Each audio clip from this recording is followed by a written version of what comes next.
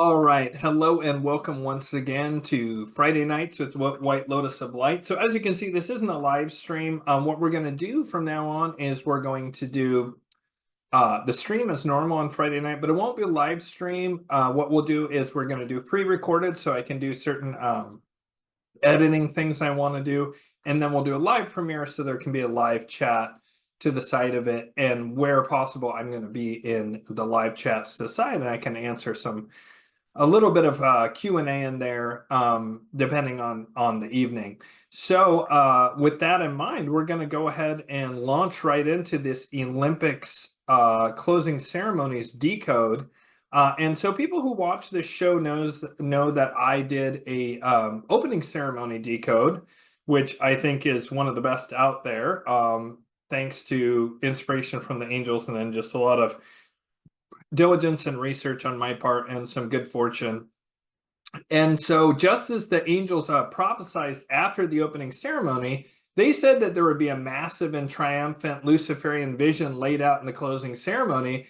And boy, was that ever true. And so we're just going to jump right into things here. So this is the actual Olympics Games closing ceremonies advertisement poster. And so it was called Records, and more on that here in a minute. But you can see very prominently right in the middle, there's the Olympic torch. And so a flame doesn't always symbolically represent Lucifer, but it is one of the core symbols of Luciferianism. You see it in Prometheus, the myth of Prometheus, stealing fire from the gods to give it to humanity, and the torch of knowledge. You see it at the Statue of Liberty. You see it at the eternal flame that's in front of JFK's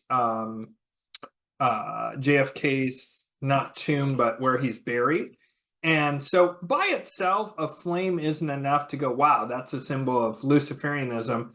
But in this case, there's more than enough additional information to where you can see that this is very much a Luciferian ceremony that happened here. So you can see here a golden falling figure falling to earth, right? And that's a clear illusion or symbol of Lucifer. And if you look where this figure is going to fall, it's approximately going to fall right there in Paris, France, in this kind of weird, stylized, lots of right angles globe that they have there, which I really do not like the stylized continents. It's quite ugly and jarring looking. It's odd that they wouldn't use the actual beautiful curves of nature, but then again, artificiality is a big part of the symbolism of this closing ceremony. So they say that there's a number of different elements they have, and the first one I want to draw your attention to is the figure, which is obviously Lucifer. This golden figure surrounding golden light, who also has skeletal features, more on that later, is very clearly Lucifer. And as he comes down, he's very clearly similar to the tarot card, the Hanged Man, except for he's upright, right? And so upright for the Hanged Man is actually a reverse tarot card. And so when upright, one of the meanings of the Hanged Man card is reaching enlightenment through a state of surrender to natural law.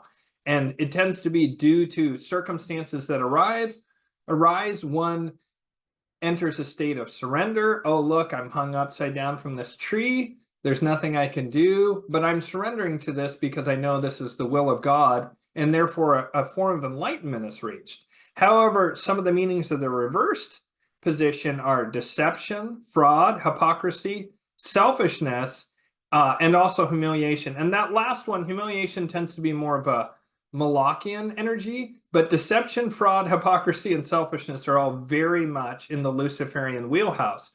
Also, since the Hangman shows that you're surrendering to circumstances and natural law and natural unfoldment, to a certain degree, you can see the Luciferian principle is, no, we're not going to surrender to how things are. We're going to improve things. We're going to improve technology and the state of humanity. And Lucifer can offer something better as a false light than what is offered by the Most High, right? And the creator God of this realm. And certainly better than the Malachians. That's an easy sell, but they want to dupe a lot of people who are in alignment with the Most High into taking on board the Luciferian doctrine. So the closing ceremonies has a really strong space element. And the space element is prominent as that golden figure is called the Golden Voyager. And it was to some degree a symbol of the golden record sent in 1977 on the Voyager spaceship, right? And it's the golden record of humanity, and it has our proportions, it has where we are in the solar system, and then it had various different natural sounds of Earth, and it was put in this Voyager spaceship in 1977. It's also worth noting that if you go back and you look, that this being is coated in gold and black, and those are very Luciferian colors. And he also descends from above the Earth down onto that weird flattened, and some flat Earth folks are like, wow, this is definitive proof of flat Earth, right? Because never mind that there's obviously a globe Earth here, but on the stage, remarkably, they didn't have a rounded Earth that Lucifer character was slipping on. They had a flattened version of that. And it's funny how that all of this can be seen as deceptions and lies, but that one part shows the flat Earth is real, right? Just kind of funny. But this shows a connection between Lucifer and space. And indeed, I can tell you one of the core things that the deity Lucifer wants is to get humanity into space. And so he makes his appearance as this inverted hanged man, and the hanged man represents that enlightenment through surrender to circumstance. But here, being inverted, this shows Lucifer as a false enlightenment brought about by complacency and a misunderstanding of circumstance due to deception, fraud, and hypocrisy that all play on what? Selfishness, right? And so again, there's this connection between space and humanity and the figure of Lucifer, and how Lucifer kind of brings space and humanity together, right? And there's the figure up close, and you can see there's a real skeletal visage to that, and we'll get more into that here in a minute. And so I want to show that as Lucifer descends, he eventually awakens these he's the Golden Voyager, and he awakens his explorers, and the explorers have what really looks like a transhumanist kind of appearance to them, right? And then you see that there's this image of very similar to Leonardo da Vinci's Vitruvian man. And the Vitruvian man is a core symbol of Luciferianism because it represents the perfected man. And perfected man to where we're navel gazing and we're very egoic and we're just trying to perfect humanity for purely selfish means, and to show that we know better than God. We can create all this incredible technology and wonder. We don't need God. We just need ourselves, and by extension, Lucifer, because Lucifer is very much about narcissism and being selfish rather than the higher principle of the Most High, being completely selfless and loving thy neighbor as thyself. So as this Vitruvian man kind of wheel is shown, at almost the exact same moment, a gentleman named Alex, who watches the show, who's a former angelic magic student, he spotted this script. And if you look carefully at that glowing script, it's very similar to Enochian, which is an angelic script that John Dee, Elizabeth I court astrologer and magician, wrote down with Edward Kelly. They channeled it and they were able to bring it through. And it's a language of the angels. And in fact, 100 years before John Dee, there was an Italian magician who brought through what he called an angelic language that had the exact same syntax as the language, the fragments of the language that John Dee would later bring through a century later. And those two scripts, while completely different chunks, they end up having the exact same syntax, and they both claim that they're channeled from angelic sources. Now, I cannot prove this, but I would submit that since this is not Enochian, but similar, I believe that this is an angelic script that is a fallen angelic script, meaning it's a language of the angels, but it's been somehow corrupted and turned into the script of the fallen angels. Most famous of the fallen angels, but weirdly, the highest vibrating of them is Lucifer. As I've talked about several times in this channel, the other fallen angels are much, much darker than Lucifer. They fell much harder and further, and Lucifer is actually the more reasonable among them. The other fallen angels are much, much darker, actually. So showing this script right as these Vitruvian man kind of circles are appearing. And the Vitruvian man shows that perfected humanity. It seems to be an activation of transhumanism, right? And the perfected man is a goal of Luciferianism, and that can happen both through being perfected without altering yourself. The Luciferians allow that option, or through augmenting yourself through transhumanism, right? Which is different from the Malachian version of transhumanism, which I'm going to get more into in a second. So this perfected man can have a transhumanist element, and indeed that's what it appears like is happening here. So since the perfected man is a goal of Luciferianism and it can have that transhumanist element, it's important to note that unlike the Malachians, the transhumanism isn't for a brain chip for total control, but rather it's augmentation, right? The Malachians want to have a brain chip where they can read all your thoughts, your dreams, have total control, right? And just a handful of people are left in a pod, and they're harvested as dark spiritual batteries.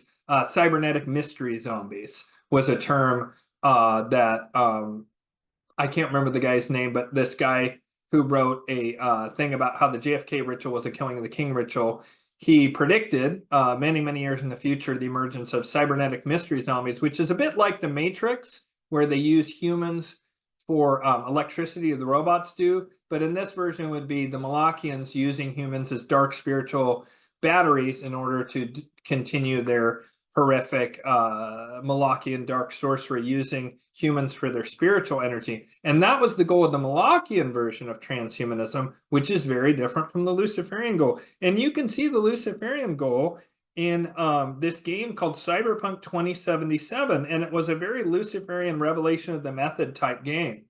And so it shows a transhumanist future, this Cyberpunk 2077, but there is a future, right? Like it's 2077, so it's like 40-something years from now. Excuse me, it's like 53 years from now. So there is a future, right? And it's not a future where everyone's in pods and brain chip the way the Malachians want, but rather it's a very Luciferian future, right?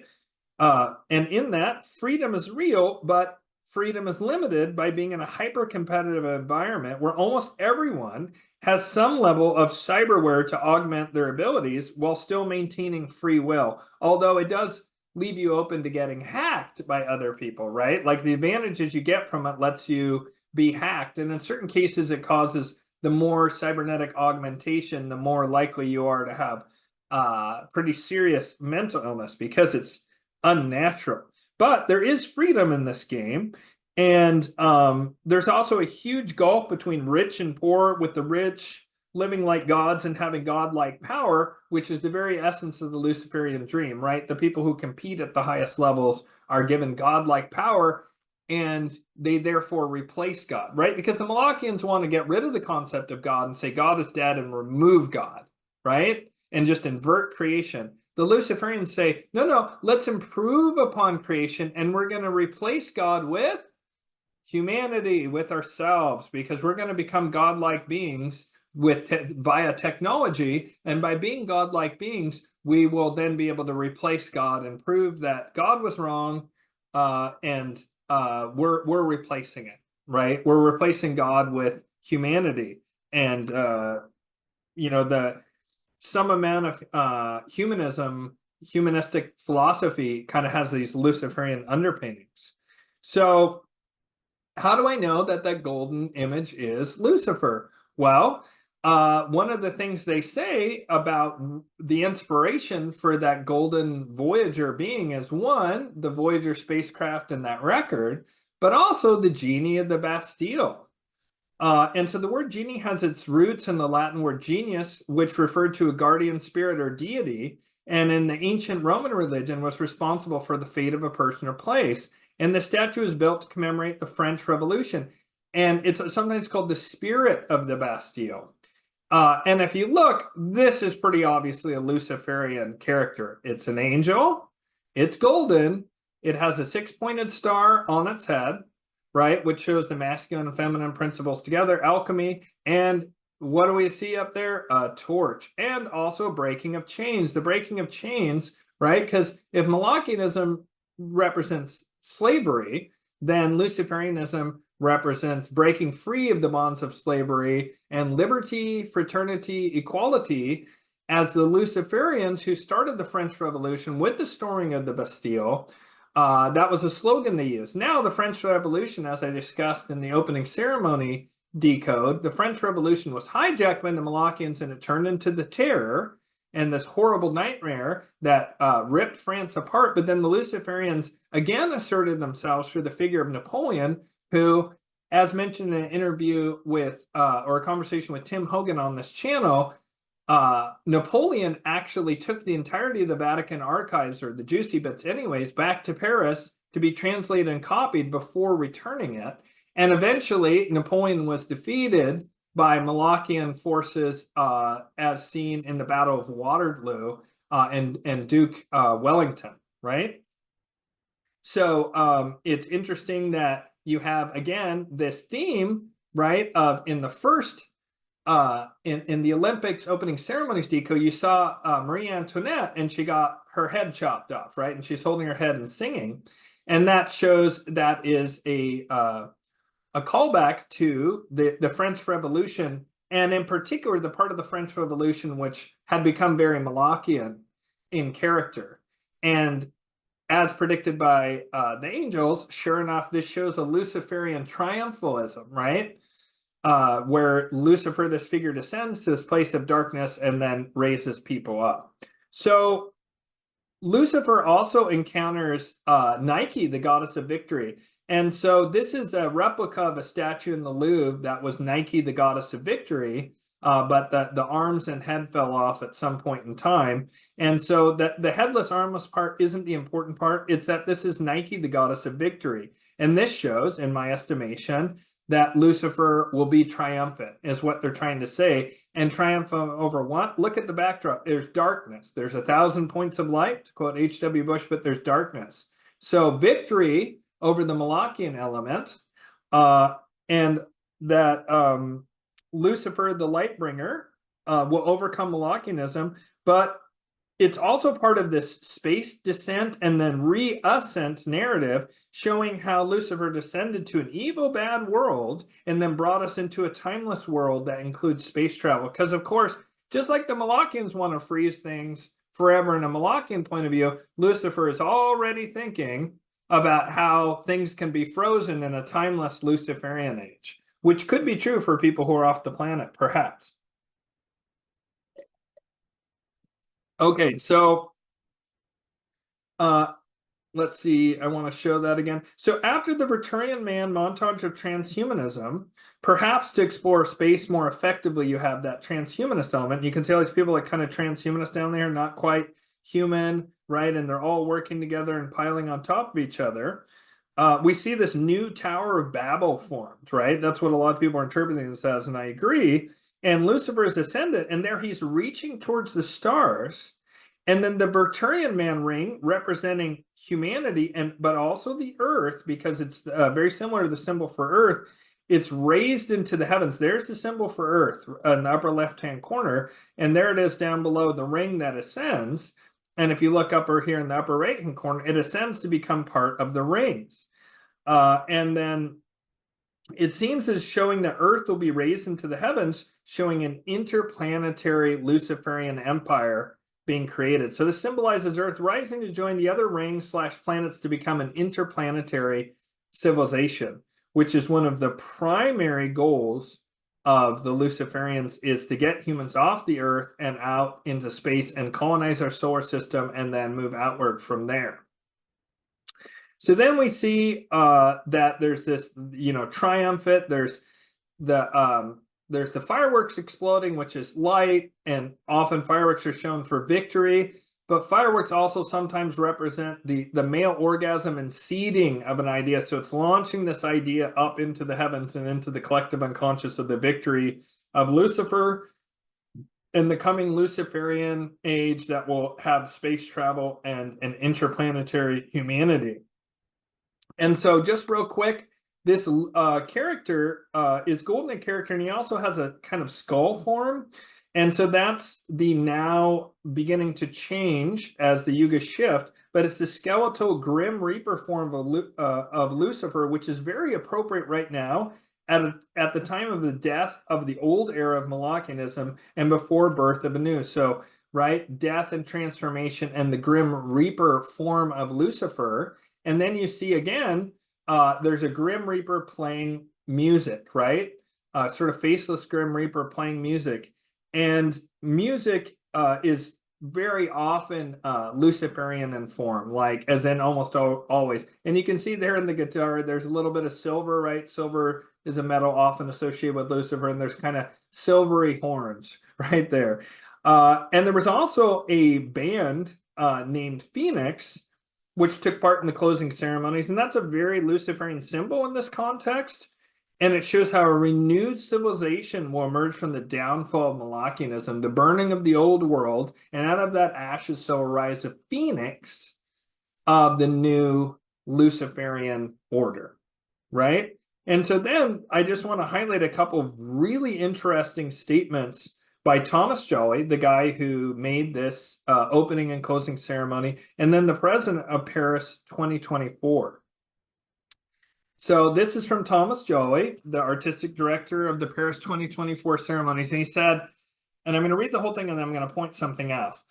On 11th August 2024, the Olympic Games will be over and the Olympic flame will be extinguished. That moment will remind us just how precious these Olympic Games are, a unique monument to be a shared experience and therefore fragile. That seems an overture to me of like the fragility of the current civilization. The Olympic Games already disappeared after antiquity and were refounded in Paris or in France by Pierre de Coubertin. We want to celebrate, but consciously. And the Olympics themselves are very Luciferian in character. I mean, you have the torch, but also it's about striving. It's about meritocracy, right? It's about like super disciplined perfection of humanity. And so it's Luciferian in character. So we want to celebrate, but consciously.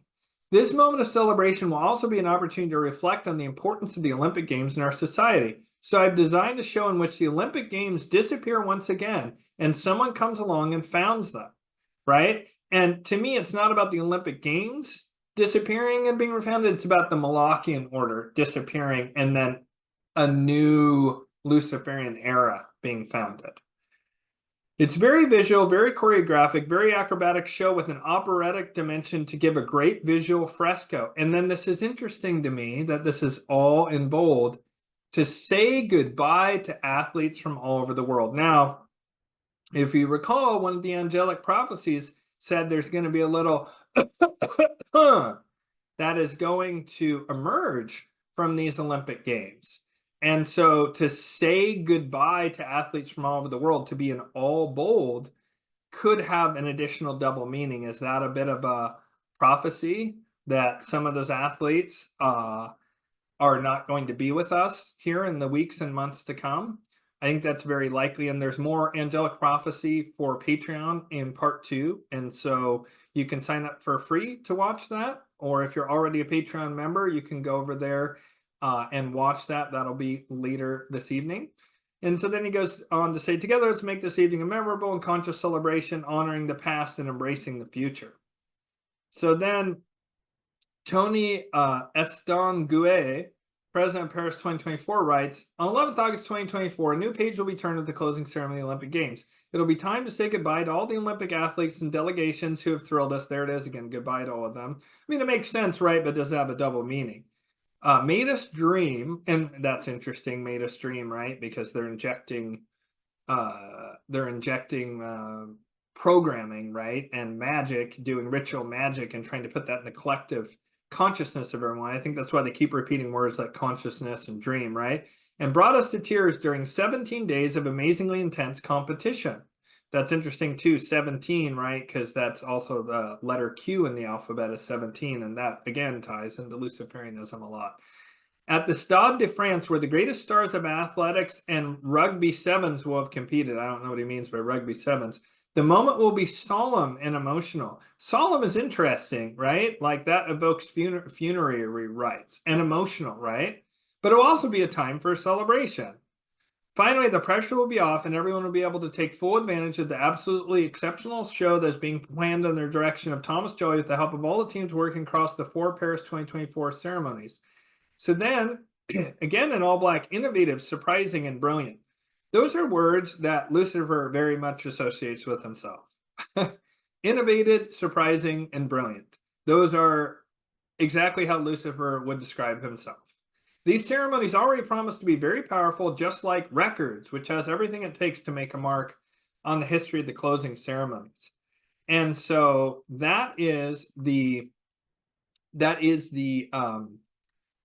closing ceremonies decode. And just as the angels prophesied, it is very much a Luciferian triumphalist vision that even talks about where the Luciferians want to go in terms of transhumanism and the exploration and colonization of space, and in particular our solar system, as a first point before moving deeper into the stars.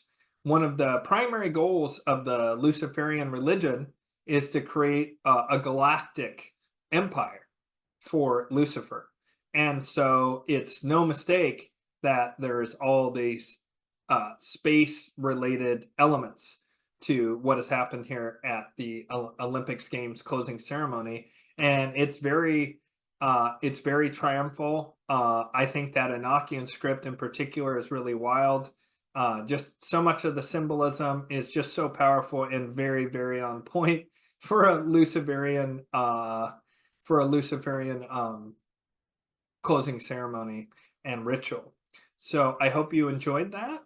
And that is the Olympics Decode portion of the show.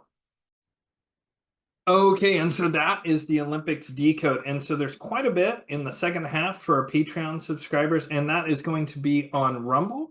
And if you're interested in checking out all the incredible perks that are available for Patreon members, including all kinds of angelic prophecy that is not made public, that's meant for a more select audience, you can check that out. I will say that part of that angelic prophecy that you can see in part 2 that I do want to say public, a lot of it is a discussion of things that have already been discussed in the past, but in more details, and quite a heavy emphasis on predictions around geopolitical elements.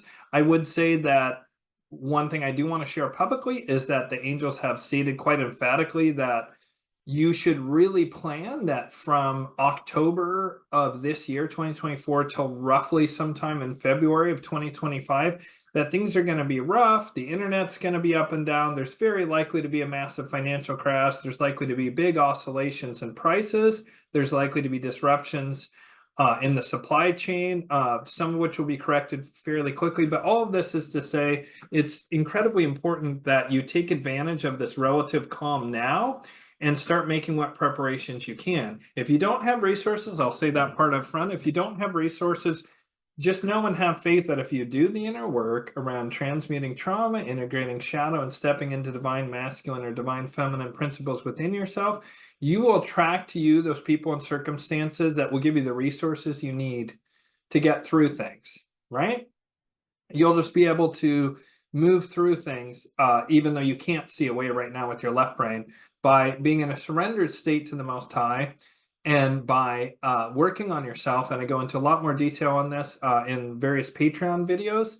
But I can say that as you do that internal work, you're automatically going to attract to you those circumstances and people you need in order to move forward. For those who do have more means, right, or even people with fairly limited means, you should be doing things like getting stores of water and rice and beans, and you can go beyond that if you have greater means. And the more means you have, the more steps you should take, right? Buying more food, getting more food, more water, making sure you have medicine, making sure you have means to protect yourself and your family. If you have extra money to invest, silver and gold, you know, those I can guarantee will definitely be very useful and will withstand inflation. The angels have also told me, and do your own diligence on this, but XRP and XLM and certain other ISO 222 crypto coins will be used in the future quantum financial system, which the angelic prophecy goes into that in the Patreon. You can join for 1 week for free, and you can get tonight's members only Patreon live stream and all prior ones. You can review and listen to those and see how some of those prophecies have already unfolded. For example, the Decode I just did exactly matched what the angels predicted, that it would be a Luciferian triumphalist procession. So I'm never going to withhold things that are critical to the public, but those people who become Patreons will have access to stuff that is for people who are sort of going to step into more of a leadership role. And in fact, there's stuff for a very select group of people who feel the call, who know that they're going to be leaders within their communities. And some people will step into a leadership role later, but for now, using the fractal nature of the universe, those who need to hear the message now and be activated by it will be attracted to being part of that. And so in part 2, we're also going to talk about quite a bit of stuff like Joe Rogan and something he did recently that's kind of eye-opening. Some things that are happening geopolitically, RFK Jr.'s announcement and how that fits into the sort of shadow war, and a whole lot more. So if you're interested, you can sign up for free. And for those who are already paid patrons, thank you so much. And I will see you in part 2 on Rumble, where we can say really juicy stuff that YouTube will give us a smack on the hand for. And as I've said before, I am in the process of moving slowly more over to Rumble. And so if ever this channel disappears, you can find me on Rumble under White Lotus of Light. All right, thank you, and see you next time. Bye-bye.